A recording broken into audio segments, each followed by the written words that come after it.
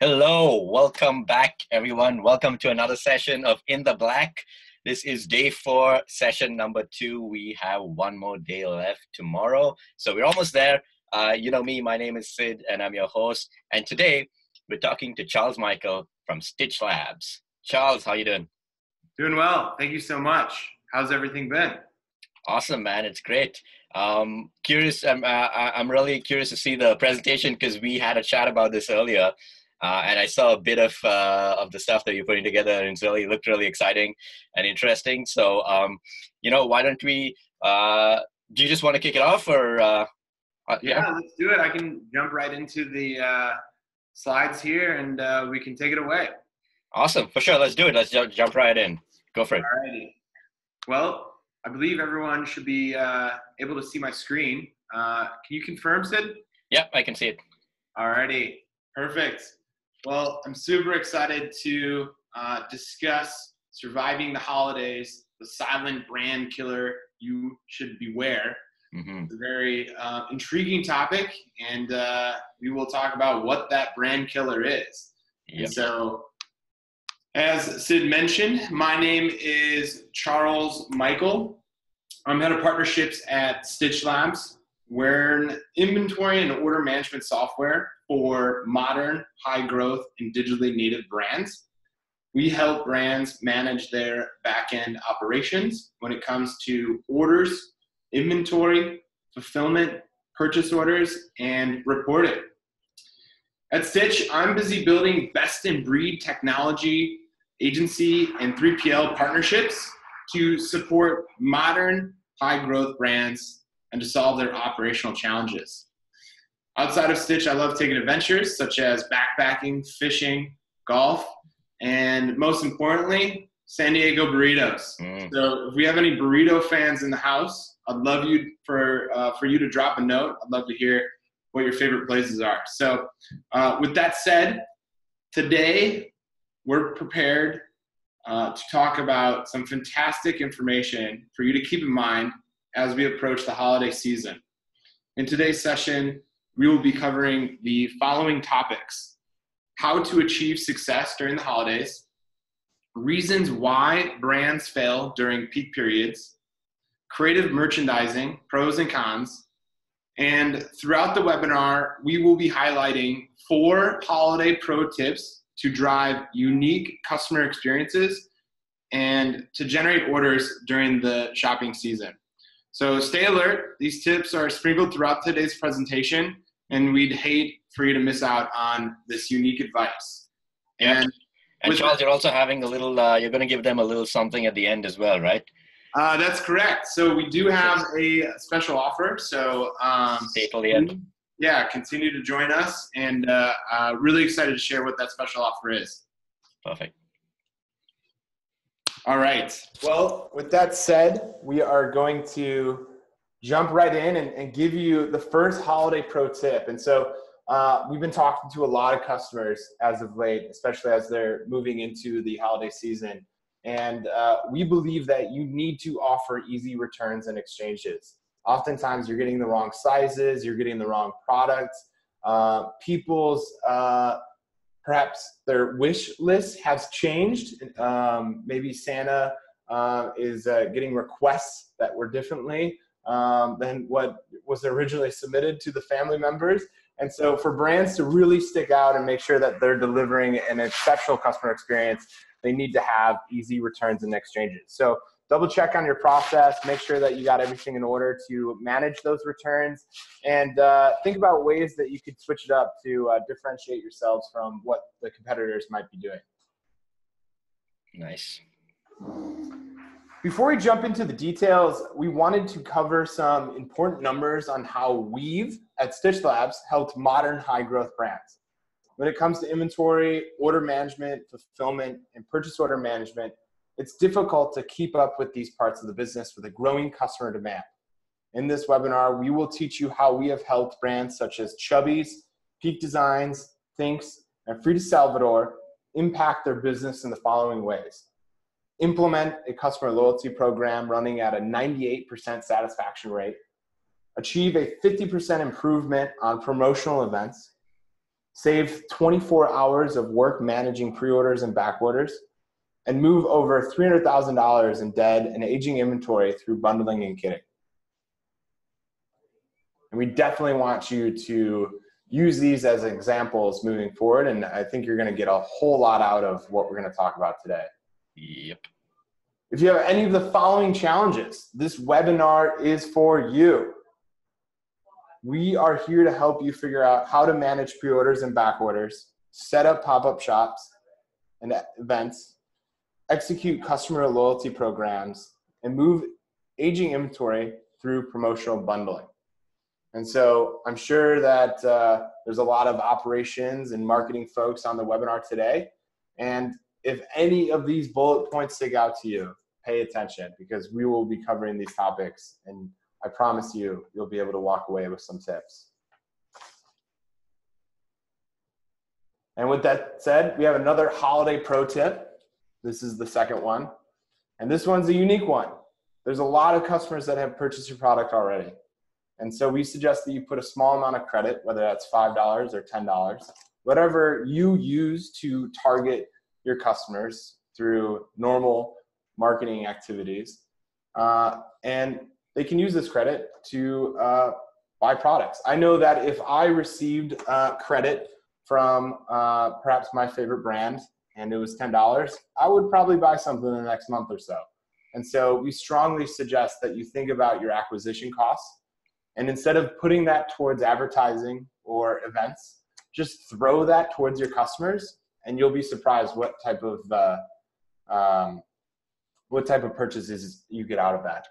That's a really cool tip, because like it may sound like a small amount, $5, but it actually means a lot to a customer when you give them a little gift like that. And even if your products are like maybe in the hundreds of dollars, even like a small little credit will sort of incentivize them to come back and purchase a full and sort of make use of that little credit. So you get that repeat order, but you also get like a really happy customer who's just wowed by your sort of customer service. Yeah, absolutely. I mean, who doesn't like free money? So exactly. Yeah. When you get an email like that, I'm sure you're going to have a high conversion. And very hard to ignore that kind of email, and absolutely. it probably stand out amongst all the other buy this, buy that emails that are coming from. Yeah, definitely. And if you look at your customer acquisition costs, they're maybe $5 to $15, $20. Mm-hmm. And this is kind of like maybe a 50% conversion if you're actually giving them credit. Yeah. And I think it would be something to test, and you definitely stick out during the busy season when everyone else is doing something similar. Yeah, it's definitely a cheaper acquisition to get someone to be a repeat customer versus getting a brand new customer.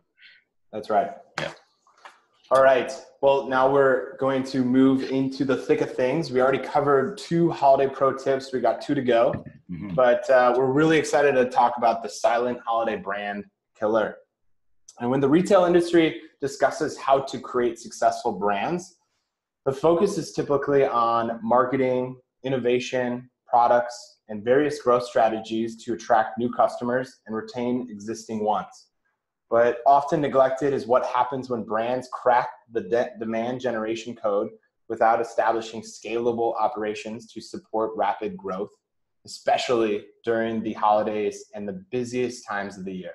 Mm-hmm. The truth is, brands live and die by their inventory. It's the largest asset they have on hand. And poorly managed inventory is the silent brand killer that nobody wants to talk about, especially during the holidays when it's your time to shine and delight even more new customers.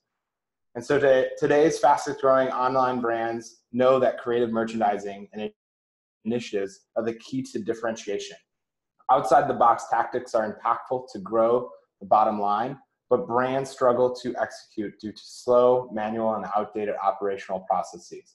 So we're going to talk about some of those creative merchandising strategies and the pros and cons of executing on them, and give you real client examples of how they have went about managing the challenge of making sure you have the right inventory at the right place at the right time so that you're driving new customers as well as retaining the existing customers that continue to purchase your products.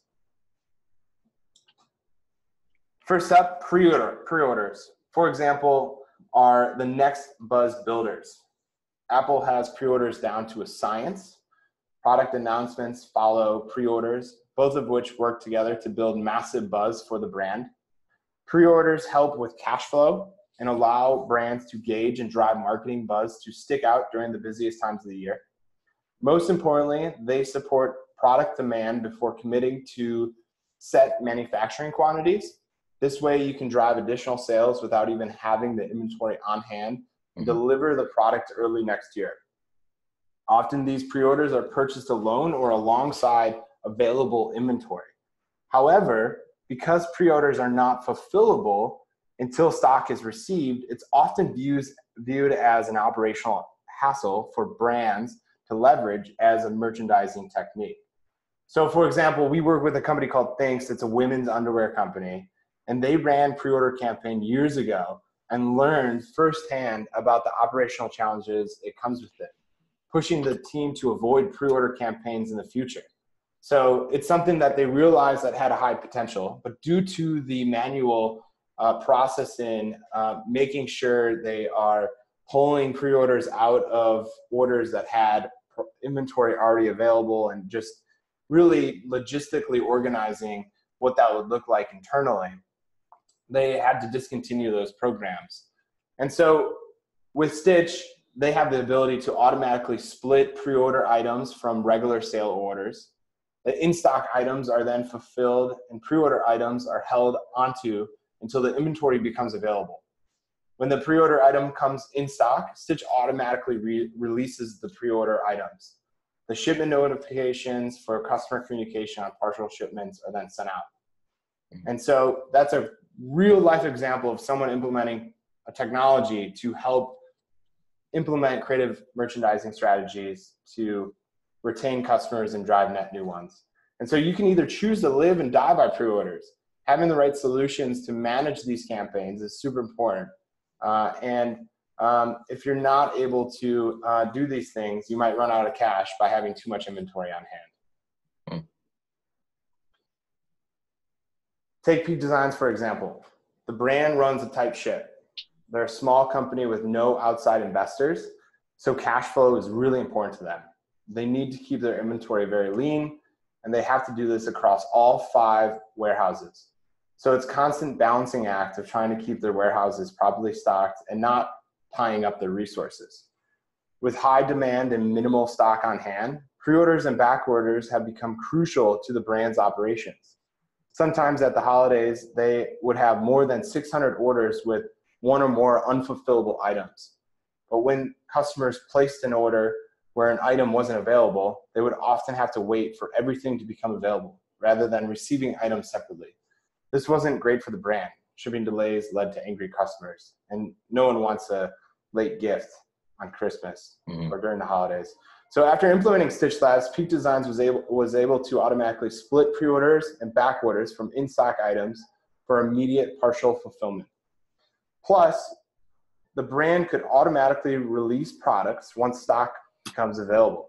Customers didn't have to wait to receive available products anymore, and the ones they were waiting for would be automatically sent. This saved Peak Designs a ton of time in customer support tickets, and they improved the customer satisfaction exponentially. Nice. So just to say, see if I understood this correctly, and for everyone here on the webinar. So we have a store that we're running campaigns for during Black Friday. If we put together a similar solution that Peak Designs did, then when our customers are purchasing and something falls out of stock, Stitch Labs will automatically sort of back orders those out of stock items, and then they'll fulfill the ones that are in stock immediately, and then fulfill the others as they become available. Yeah, that's correct. Perfect. So automating that process. So nice, yeah. Typically, the operations manager would have to go in there and kind of assess which products are available, which ones are on back order and pre-order. But through Stitch, you're able to then automatically have that order split and the products that are on pre-order and back order are held until that inventory becomes available, which frees up a crazy amount of time for the support team, because oftentimes they're getting tickets about, hey, I got my order, but I didn't get this one product. Right. And then they have to remind them, well, that's a pre-order, and so you'll get it soon. And they're like, oh, right. But I mean, those are precious times during the holidays when you could be supporting your customers who need other needs, instead of something that you can automate internally, such as pre-orders and back orders. For sure, yeah. Like the whole automation thing is just such a time saver, and it saves you a lot of headaches, especially when it's a crucial time during the holidays when there's like so many customers, and every second matters. That's right. Yeah, and it's a time where if you can automate as much as you can, you're going to be able to get so much more done. Mm-hmm. And so that leads us to the holiday pro tip number 3. Showcasing your extended back room of inventory in store or in pop-up shops can bring new awareness to the products and upcoming products that you have that you can get feedback on. You can sell dead stock, and it's just a unique experience that would provide additional value to your customers in ways that they might have not seen before. So I know that there's a lot of brands here in San Francisco that have holiday parties where it's not only a time where you can socialize, but it's a time where you can kind of shop the warehouse. And that's a very unique experience for some of your loyal customers to invite them to. And you can even incorporate that in a pop-up method where perhaps you have a lot of inventory in the warehouse and you could just throw it into a showroom, invite people, get some drinks, and I'm certain you'll be able to learn a lot from doing something like that. Nice. Another holiday brand killer are product bundles. They essentially work when brands put together multiple products into a single package available for purchase. Customers love bundles because it increases perceived value, and the brands love them because they can move aging inventory. Beauty brand Too Faced has an entire section of their site dedicated to product bundles. There are a ton of packages for shoppers to check out, each with different products and price points. Product bundles also offer an opportunity for upselling. If a customer is interested in purchasing a single item, brands can recommend the bundle, which includes that item and more. But the logistical challenges to product bundles are extremely tough. If the items are both available individually and within a bundle, brands run the risk of selling out of one item before the other, thus making the bundle no longer available. If brands don't sell the items individually, this could force customers to purchase items they might not necessarily want, or worse, from a competitor. Regardless of the approach, businesses typically have to commit to having set quantities of each product to create the bundle. Allocating this stock to fulfill product bundles cuts into additional sales opportunities by not having items available for individual sales. And this is really important because you may want to bundle together pieces during the holidays that would be a nice present. And so maybe typically people like purchasing the hat with a particular shirt that matches. And if you're not able to put that bundle together and track that inventory appropriately, you could find yourself in scenarios where that bundle is sold out, and then those other products are still listed as live, and it just creates a mess. So you really need a system in place to manage those bundles, but then also the individual products that make up the bundle. Mm-hmm. Moving on, customer loyalty. It's another tactic, but one that continues to evolve with today's omni-channel shopper, and that's loyalty campaigns. And so there are 3.8 billion customer loyalty program memberships in the United States, according to the 2017 Loyalty Consensus. And customer loyalty programs are especially beneficial in nurturing customer relationships. Consider this. According to that loyalty consensus, more than half of program members trust brands with their personal information. In a time where consumers are uber protective of their privacy, this is huge. And so when you kind of get your customers to join the circle of trust, that becomes extremely powerful. And in return, customers are very valuable because of how it's very difficult to convert them into becoming a loyal customer. And so Stitch Labs found that return customers spend 120% more than new ones. And so they're actually providing even more value to your brand because of how new ones don't spend as much. And so you can use the loyalty program to reward customers and build trust and encourage additional sales. And because customers trust loyalty programs, brands have access to even more data about their most active customer base. This provides insights and opportunities across the entire business, from marketing to operations. And so depending on how the program is set up, add-on gifts as rewards can be a costly activity. Consider the expenses related to 3PLs to fulfill these orders and the added work to add free gifts to corresponding order numbers. Mix-ups are bound to happen, which makes it very difficult. And the customer that we'd like to highlight for loyalty campaigns is Chubbies. Sid, have you heard of this brand before? Oh yeah, we actually recently covered them on our blog. Oh, that's fantastic. Yeah. Great brand. I love the backstory as well. Yeah, no, the backstory is pretty cool. Yeah, 2 Stanford grads. Definitely a very fun and unique brand. They realized that a lot of these companies out there were just targeting kind of the everyday male between Monday through Friday, just kind of what they would wear to work. But no one was really targeting them for the weekend. So they created this company for the weekend warrior, essentially. Yeah, and they had this great promotion called Cyber Monday last year, which is a play on Cyber Monday, but it's like because they have like short shorts, so they expose your thighs. Yep, that's right. Yeah, it's Cyber Monday. Yeah, you guys check it out if you. I mean, like everyone watching should just Google it. You'll find it. Yeah. Yeah, you'll find something funny about it. Yeah, they do an incredible amount of orders on Cyber Monday. Like they absolutely knock it out of the park, and that's kind of like their Black Friday is Cyber Monday. Right. Yeah. And so in the early stages, Chubbies quickly fostered a community of brand loyalists over shared passion for the weekend warrior. And as customers pledged their loyalty through sales, Chubbies looked for a way to encourage more repeat sales with a customer loyalty program.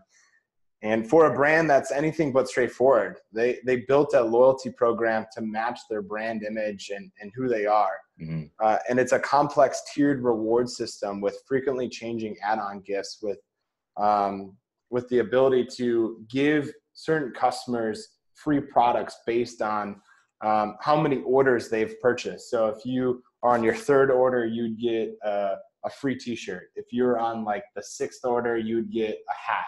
If you are on your 10th order, you would get, free shorts. So that was a really great way to actively engage with their customer base that were purchasing time over time. And it was a great way for their customers to be delighted. And they were able to build this solution within Stitch. So Chubbies built an automated management system for their loyalty program with our API. And they could swap out gifts in less than 15 minutes. And as a result, this created a 98% satisfaction rate when they surveyed their customers on whether or not they enjoyed coming back and purchasing more because of this campaign. That's amazing. That I think I read like a study once, a psychological study about like when you give someone a gift, if it's a surprise, a nice surprise, they're always more happier than if they know what's coming in advance. So like totally. Chubbies being able to swap out gifts and then send them something brand new each time they purchase, that delight, that sort of curiosity thing. No wonder they're at like 98% satisfaction.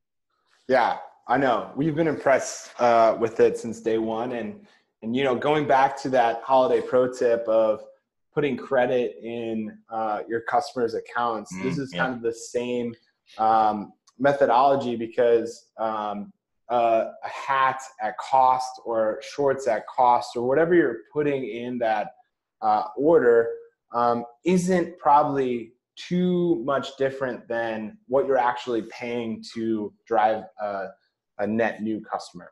And when you think about how these returning customers are spending 120% more, you're just doubling down on people that are going to pay you more. So you got to start thinking about ways to engage with those customers that are purchasing your product time over time, and how you can increase the lifetime value of that particular customer as they continue to shop and buy your products. The ROI on your existing customers as they become more loyal is just so much higher than spending like thousands of dollars on ads to find a new customer. Sometimes people look externally when they just need to look internally on how they could double down on their business.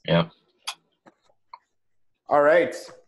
And so another buzz building tactic, which is our last, and we kind of touched on this earlier with one of the pro tips, but these are pop-up shops. And these in-person marketing opportunities are especially valuable for digitally native brands, since these brands are particularly selling online. There's not usually a chance to feel or evaluate the product in person. And so when you open up a pop-up shop, that gives your customers an opportunity to really dip their toes into the physical retail space and have a chance to humanize the brand in a face-to-face interaction with your customers. And these personalized shopping experiences can extend the online experience. These pop-up shops and events can also be a fantastic way to drive additional sales through your store or online. So coupling holiday events with sales during the busy season can really give your team an extra boost to move new and old inventory. And if you're a brand that's primarily selling online, you should really look into renting out a space for a week in an area where a lot of your customers are. Host an event, and I'm sure you'll get a lot of value out of that, and you'll probably be able to drive a lot of online sales if you have the means to do so there. And so brands can use these as selling opportunities and a testing ground. And whether it's determining if there's demand in a new market, trying out a new product idea, or seeing if a collaboration is going to work long-term, pop-ups and events are the ideal way to experiment. And not to mention, it costs less than investing in a permanent brick and mortar. So we're seeing a lot more brands kind of do these pop-ups to test out markets. And if they're able to generate sales on a repeat basis, they'll eventually open up a new store, and one that's permanent. So you can maybe go into, perhaps this isn't really something that's related to the holidays.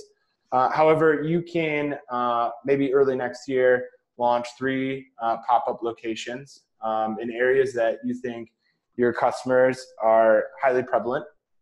And out of those 3 locations, whichever one does the best, that's the one that you might want to consider opening up a permanent store. And then marking off that expense as not an opportunity to drive sales, but an opportunity to drive awareness. So more of a marketing expense. And that's what we're seeing more and more with these digitally native brands. Nice. I think something you can do like during the holidays right now is to just, after the holiday period, look at all the data of sales that have come in, and then make a decision on which location you want to test out a new pop-up event based on that data. So you see a lot of customers coming in, purchasing online from a location you don't have an existing store. That may be a good opportunity for you to like go put up a pop-up store there and just increase your brand in that place. Yeah, totally agree. Yep. And actually, that's a good segue into our last customer success story. This is Frida Salvador. They're actually based out of here in San Francisco. They became famous because Beyonce started wearing their shoes, which is pretty awesome. Okay. And they recognized the opportunity with pop-up retail. So designer brand Frida Salvador began opening up pop-up shops left and right, selling at events in between. And while this got the brand out there, while it got the brand out there and the products in the shopper's hands, it became difficult for the team to manage sales and inventory data. So it's one thing to stand up these pop-ups and create events, but it's another thing to actually manage them. And the metrics were frequently inaccurate in terms of how much sales did they get, or how much inventory did they sell, how much inventory did they have on hand, how much inventory should they have the next time they do this. And because of this chaos that comes with pop-ups and event selling, data management was mostly manual. And at the end of the day, the team would spend hours counting and validating the metrics. And even after all that time spent, the data was full of errors that made it difficult to determine the true return on investment. So if you're really considering this, you got to have the right solutions in place to manage those inventory and orders, or else it's not going to provide the return on investment that we were just discussing, which is that brand killer. Yeah, it's a great idea in theory, but if you don't have the solutions and the tech stack to back it up, you're going to not even know if it's a success or a failure. It's going to be really difficult. So many growing brands like Frida Salvador needed to scale operations to meet their demands, and integrating their point of sale with inventory management software gave the brand a better handle on inventory and sales at pop-ups. Reporting has become accurate, and they're able to measure a real ROI and identify the opportunities for more growth. And since then, Frida Salvador's had a 50% improvement on events. And that's an operational improvement on how they're managing inventory and orders, which is awesome to hear. Nice. And so that leaves us with the last holiday pro tip. This one I'm actually super excited about. I just found out about this as of 24 hours ago, and I had to include it. And so we strongly suggest that you analyze failed searches to understand what product customers want to see on your site. Mm-hmm. And so perhaps this is a pre-holiday activity or a post-holiday activity. You're getting a lot of traffic. You're getting a lot of searches. Make sure that everything is being documented. And you can use that data to drive your product line next year, or to drive what you should present on the site when a customer initially visits. And so if you do have certain products that are available that people search, that's probably your most popular items, or it's what's hot. So you could check over the past month or past couple of months what's been searched, and those could be your hot products that you may consider to put on your front page. Yeah, and not just like the internal site search. You could also look at things like maybe some of the Google searches if you connected Google site search to your store. You could also look at if you have like a live chat on your store, you could kind of look at maybe what customers are asking in the live chat in terms of what products they want to see, and use that data in totality to figure out, all right, what products are like people looking for even before the holidays. It could help you like surface some of the products that people will be looking for during the holidays, so you can then place them front and center and maximize the sales of that during the holidays. Totally. Couldn't agree more. I think data is king, and if you're not using it to your advantage, then you're losing to the competitor. And analyzing those failed searches of products that you might not have, or even of products that you do have, can really help guide your decisions on what you should be marketing. Yeah. And so that concludes our customer success stories throughout the presentation. But one thing that I wanted to recap on those specifically is leading brands like Thinx, Chubbies, Peak Design, and Frida Salvador have two things in common. They've built up an incredible loyal customer base that keeps attracting more, and they found a way to scale their operations to meet growing demands. And so if you're not able to achieve those two things, you're not going to be able to get the business to a point that you want it to be. And you need to implement the right technologies and the right tech stack to help you get there, and really evaluate your business during the holidays and after the holidays to understand what challenges you should solve for next, so that you can become that $5, $10, $50, $100 million company. I love it. I think too many companies during the holidays are just trying to outspend each other on ads, or just trying to do a lot of push marketing. Whereas like the biggest opportunities, I think, are just creating that loyal customer base where it's so much cheaper for them to purchase again. And so the ROI is a lot higher. And then making sure that the operations are can meet the demand, because otherwise you have just bloated or broken operations, and all that ad spend goes to waste if at the back end things are messed up. Totally. And sometimes throwing money to generate more customers isn't the best strategy. And you should rather invest in your infrastructure so that you can support demand as you grow exponentially. And I think I think you hit the nail on the head there.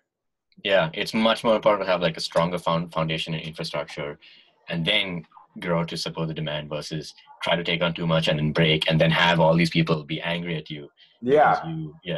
That's where brands plateau out. If they can't continue to grow and kind of have that hockey stick growth, then then they're just not going to succeed. And if you're having frustrated customers that aren't receiving products in time, that are not receiving the right products, that have to check in with your support team to understand when they're going to receive products, those all lead to people not coming back and purchasing your product, which is the exact opposite of what you want to achieve. You want to make sure that they are happy, they're delighted, and they are buying more. And out of those people that are buying more, you are doubling down on them because they are spending 120% more than that net new customer. Yeah. I think at one of the events I attended at Stitch Labs, one of the speakers said, I'd rather have one customer purchase 3 times from our store versus 3 customers purchasing 1 time each. Absolutely. Yeah. That is very costly on the latter. You're spending a lot of money to acquire that net new customer. And so I think with that said, we have the special offer. Are you ready? Yeah. Let's unveil the special offer for everyone.